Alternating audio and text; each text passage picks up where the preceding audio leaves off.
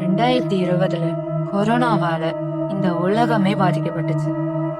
கொடைக்கானல் பக்கத்துல இருக்க அந்த சின்ன கிராமமும் ரொம்பவே பாதிக்கப்பட்டுச்சு. ஹாஸ்பிட்டல்லாம் இருக்க ஊர்ல கொஞ்சம் பரவாயில்ல.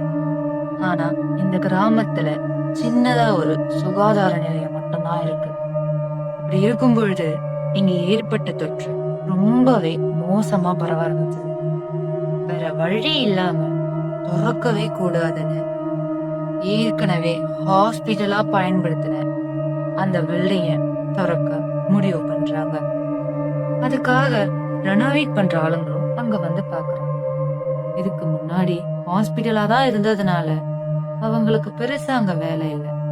எல்லா வேலையும் சீக்கிரம் முடிச்சிட்டு ஓப்பனிங் பூஜைக்காக அந்த பில்டிங்க தயார் பண்றாங்க. இந்த பில்டிங்னால இன்னும் என்னென்னலாம் காத்துக்கிட்டு இருக்கு, என்னெல்லாம் நடக்க போகுது